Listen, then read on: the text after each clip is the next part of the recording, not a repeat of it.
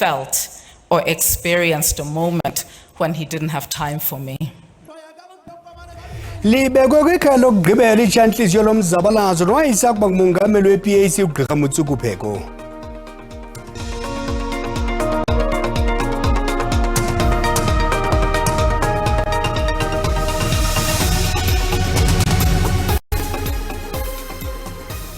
Sendiqonda ndaphethela kwezocolo lwemivundla molweni nokapha ekhaya ndingaphosanga maseko mandikawulendi warhuqa.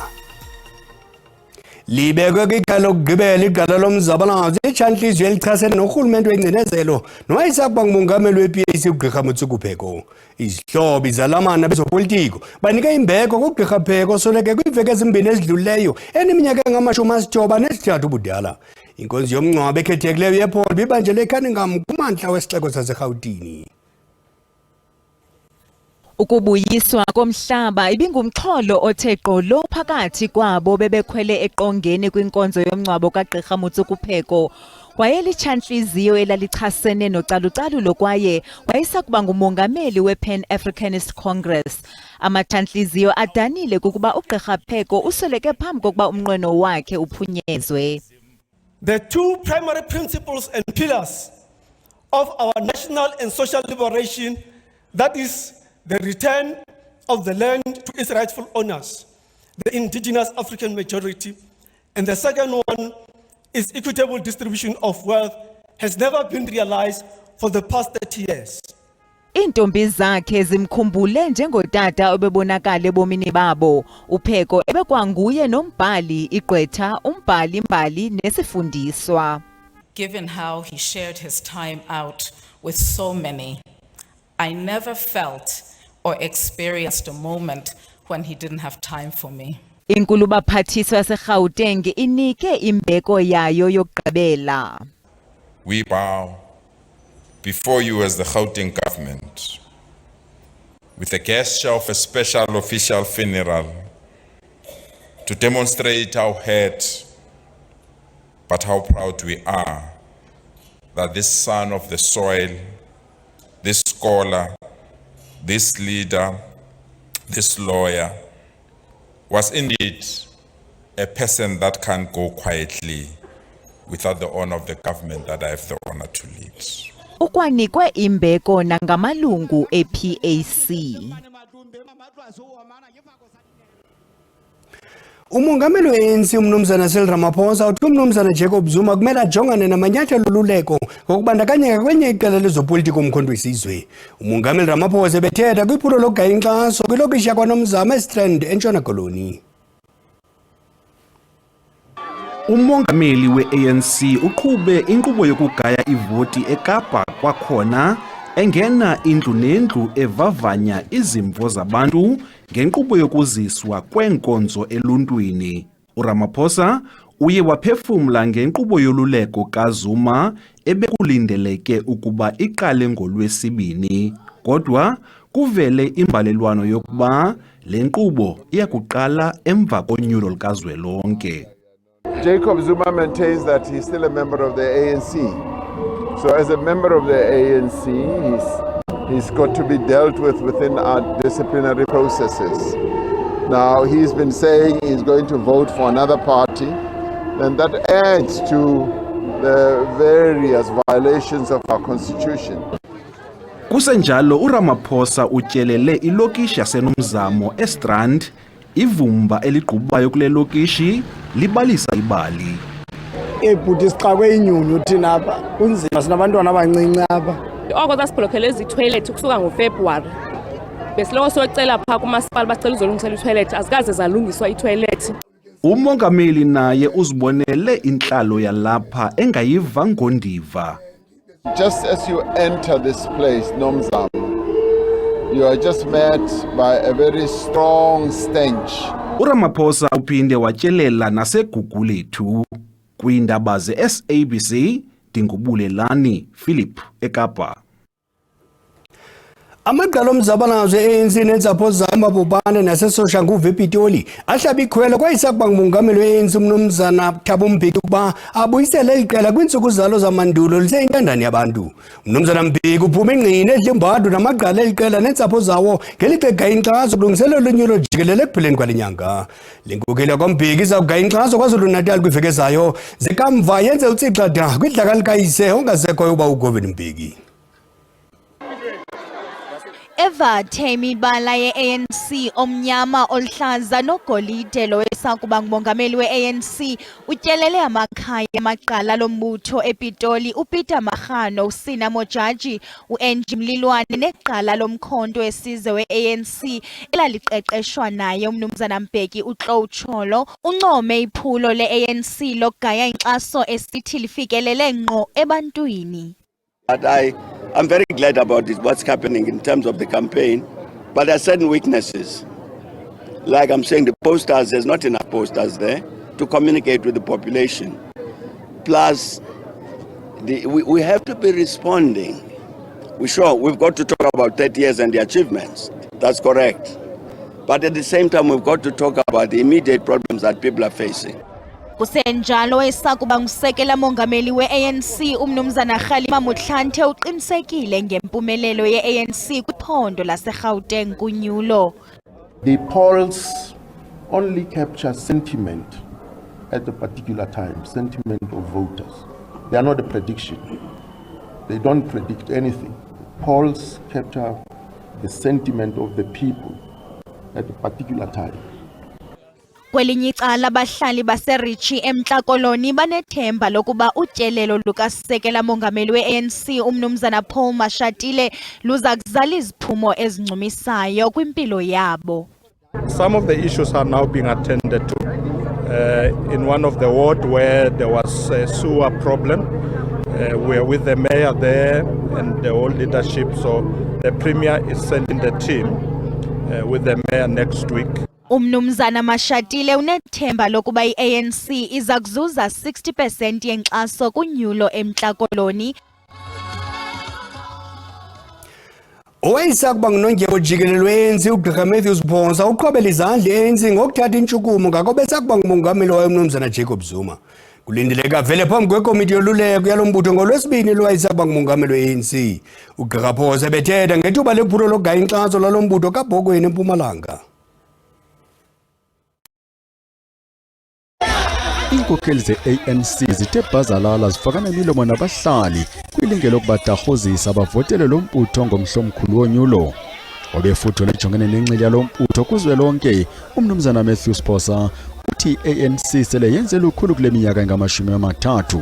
Ethetha kwiphulo le-ANC kaBhokweni eMpumalanga uthi wuntshu kumbutho wakhe ngokuthatha amanyathelo ngako besakuba ngumongameli uJacob Zuma. The ANC must be lauded and praised for taking on Comrade Zuma. If he's a member of the ANC, he must subject himself to our discipline, because we're all subject to our own constitution. So we look forward to Tuesday when he appears there.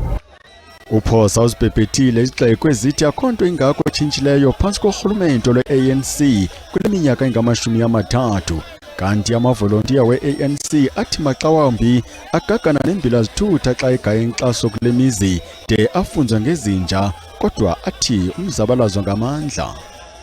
Singena la emakhaya balwa nathi labanye basikhiphela tinja siphume sigijima mara sititshela ukuthini i-ANC ayichubeke isibusa. Kusenjalo i-African National Congress KwaZulu-Natal ithi itshintsha ikhasi ngoku igxile kwezindawo ifumana kakhulu inkxaso kuzo kwiinzame zokuphumelela gathi kunyulo oluzayo lukazwelonke. Kwiveki nje ezimbalwa ezishiyekileyo phambi kokuba ibe yikho eluvotweni, lo mbutho olawulayo uthi liza kakuhle iphulo lawo lokugcina ulawulo lweliphondo. Unobhala wombutho kwiphondo umnumzana Bheki Mtolo ebengena umzi nomzi kumazantsi eTheku. ANC stronghold alone at 75% voter turnout, they can give the ANC a nearly 2.2 million votes. Then the areas of the opposition, when we mix those numbers, we can easily get 2.5 million votes. Kaloku lijongwe ngabomvu ngamaqela ezopolitiko eliphondo iKwaZulu-Natal, ilelo lincwase kuzixhithela kwivoti bathe rhatya ngaphaya ko-5.7 million abantu ababhalisele kuvota kweliphondo lilodwa nje. Usabukela indaba kwijelo ye-SABC1 yakwazi ke ukubukela kwakhona izindaba kwikhasi le-YouTube ngokuthi SABC indaba zesiXhosa. Siyacela ukuba xa ubukela ucofe ulike ze uba ukamcofi usubscribe. Sibongoza wenze njalo. Make siphinde sithi kwaqhu kuthi ngakulethu elitshotshe enhlanga lendlwa. Libekwe kwikhaya lokugqibela igqala lomzabalazo itshantlizyo elichasene norhulumente wengcinezelo nowayesakuba ngumongameli we-PAC uGqirha Motsuku Pheko.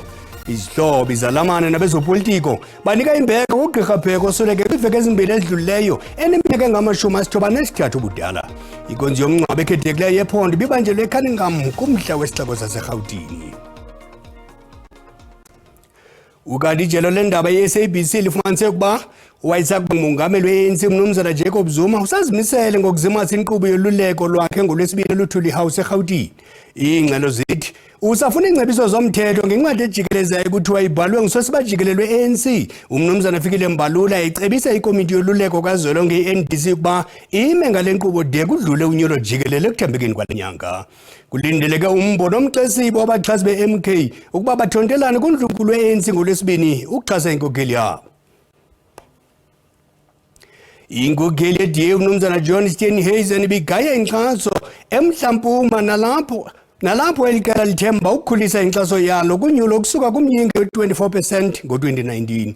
uMnumzana Steenhuisen ubaluleke kubahlali belali yaseMarokgang eKuruman imingeni equka ukusilela kokwanjwa kwenkonzo, intswela-ngqesho neminye.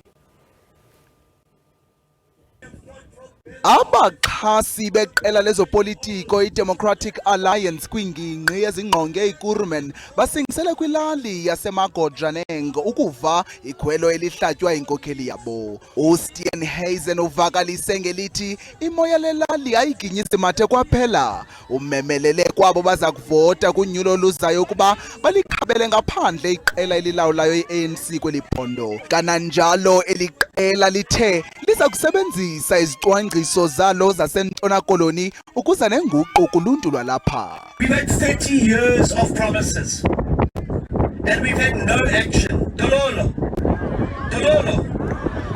Promises in the election, Dololo delivery. Promises in the election, Dololo delivery. And so people are going to come and they're going to say, you're going to get electricity. But after the election, there's no electricity. They say we're bringing jobs, but after the election, Dololo. But in this election, we've got a party on the ballot paper that can make a difference. Ukanti ke uSteenhuisen ulindeleke ukuba atyelele ezinye izithili ezimbini zephondo kwiveki ezizayo. Inkokheli ye-EFF uMnumzana Julius Malema ibongoza abemibeli ukuba baphume ngobuninzi ngosuku lovoto. Ethetha nabahlali base-Orange Farm eRhawutini okaMalema uthe abahlali mabashenxise iqela elilawulayo le-ANC kuze kuphucuke intlalo yabo.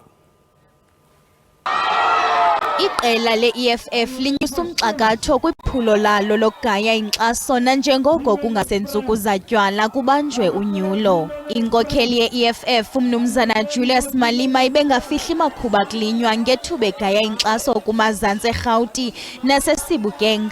okaMalema ibeshumayela umyalezo ukuba bemi boMzantsi Afrika mababeke iqela lakhe le-EFF kulawulo ukuze kuphucuke intlalo yabo.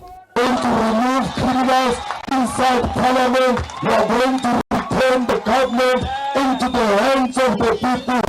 Uthi phantsi kolawulo lwe-EFF kungadalwa imisebenzi engaphaya kwezigidi ezine-4 million ngelixa kukwaphuculwa neziseko zophuhliso.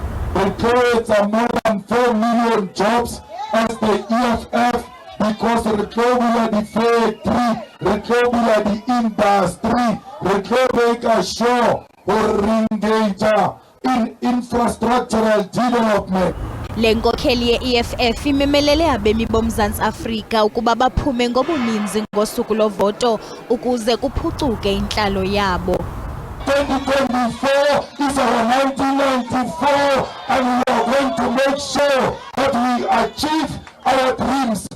Nanjengoko usuku lovoto selinkqonkqoza emnyango okaMalema uza kusa iphulo lakhe kwintshona Randi eCarltonville naseRandfontein. I-Action SA iqhube ingxoxo kwibandla iMayfair Baptist eRhawutini. Inkokheli lombutho uMnumzana Herman Mashaba ithembise ngokujongana neengxaki zamapolisa. sekuqeqeshwe ngaphezu kwamawaka-4 amapolisa kweli jikelele natshola ngelithi awanikwa ngqwalasela malunga nemisebenzi esisigxina. As a police officers, handling all the 3 types of firearms, the handgun, the rifle and the shotgun. We've been trained to handle those kind of things. We've been trained to open up cases.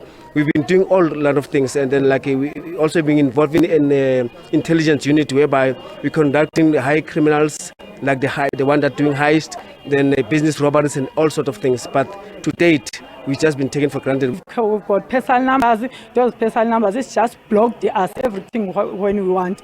Even in the communities, when we try to apply for the service delivery, the community said we can't apply for that because we are working for SAPS, so we can't take it. It is a fraud. So we just feel that we are too much rejected. Inkokheli ye-Action SA uHerman Mashaba ufunge ukunceda sombulule ingxaki yabo. But this is actually much deeper because it actually involves our protection. It involves law enforcement. You take away 20, 30 years of someone's life and afterwards you just want to really dump them there like nothing. uMashaba ubethelele ukuba ukusonjululwa ngempumelelo kwalomba kufuna ungenelelo lwezopolitiko. The thing is, if you can imagine, you have the police service themselves being at the forefront of the exploitation of our fellow human beings. That's why South Africa today, we're sitting with the highest murder rate in the world. 86 of us in South Africa. This government has actually unleashed murderers to murderers. Njengokuba sekushiyeke iveki ezingephi kuqhutywe unyulo lamapolisa abeka ithemba lawo kulawulo oluza kuphumelela emva kovoto. Iqela elitsha elizinzeka by-Africa Restoration Alliance EARA ngamafutshane lizangenela unyulo likazwelonke kokuqala kule nyanga. Eliqela lithi ukuze kuphucuke intlalo yabemi beli kudingeka iinkokheli ezintsha ezinokuphucula eli lizwe. Iqela le-Africa Restoration Alliance lasekwa ngonyaka ka-2020. Inkokheli yalombutho uGqirha Jerome Swarts uthi uMzantsi Afrika uthwaxwa yintlupheko nentswela-ngqesho. Once we sort the job problem out, crime will drop. People will be able to pay for education. They'll be able to pay for medicine. They'll be able to pay for all the amenities they need. Lifuna abantu abafumana inkamnkam bafumana imali efikelela ku-7,500 ngenyanga ukuze kuhlume uqoqosho. People at the moment feel they are not useful in society. So you've got to empower the elderly people. If you want to turn the economy, you give money to people that's not going to invest money in England or in Australia. They put the money back into the economy. Lombutho ithi nangona kukho umdla wokutyala kwelizwe kodwa urhwaphilizo lwenza abatyali zimali babe madolwa nzima ngokutyala kweli lizwe ngenxa yorhulumente ongathembekiyo. Parliamentarians should resign. Actually, they should be fired. That's what, if I was president, I would do that. I would fire everybody because there's not really people that are fighting for South Africa. uGqirha Swarts uthi kubalulekile ukuba bemi beli batshintshe inkokheli ukuze babone utshintsho. You vote for the same people, same results. Same people, same crime. Same people, more poverty.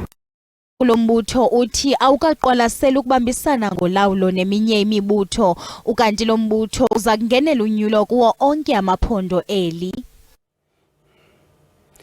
Umthatha likhaya labantu abangaphaya kwama500,000 kwaye idolophu yoshishino kumaphandle eMpuma Koloni. Kwiminyaka engama-30 edluleyo le dolophu yezoqoqosho ineengxaki ezifana nolwaphulo-mthetho, ubonelelo ngamanzi nentswela-ngqesho. Njengoko unyulo lusemnyango, abahlali bazimisele ukuthatha inxaxheba kwinkqubo yedemokhrasi kodwa bafuna imiba iqwalaselwe. Umthatha sisixeko esingqongwe ziidolophana zasezilalini. Abantu abaninzi bancedakala apha. Kungoku nje kule dolophu kugcwele amaphekepheke ezopolitiko nalapho acela abavoti ukuba avotele le mibutho kule nyulo lange-29 kuMeyi. Indlala ungalingani nentswelo-ngqesho zezinye zezinto ezingumqobo kurhulumente wedemokhrasi. Xa unikwa isonka kusithiwa sike sonka unike le ndlu yonke. Sika isonka unika abantu bonke. Unganika abantu abanye baphinda-phinde ngezilayo kokoko kuhluthe bona abanye abantu bangahluthi. Bambi abahlali bathi ezokhuseleko zezinye zezinto ezifanele sifakele ingqwalasela eyodwa. Fundamental principle kukuqinisa into kokubana abantu bakhuselelekile. Isizwe singakhuselelekanga sisizwe singenamsila nantloko. I-crime ke iyona ke ngoku eyenza uba inike nexhala uba zingaseza ne-investors ngoba loku kukho abantu bafuna imali ebantwini. Abahlali bayavuma ukuba le minyaka ngama-30 yentando yesininzi kwelo Mzantsi Afrika izise inguqu, kodwa banethemba lokuba imingeni esalokuthe gqulu ukuba ngumqobo izawukwazi ukuba iqwalaselwe emva komhla we-29 kuMeyi. Kululeko Nyembezi, eMthatha. Kwezemidlalo iOrlando Pirates ingenile kwi-semi-final ye-Nedbank Cup.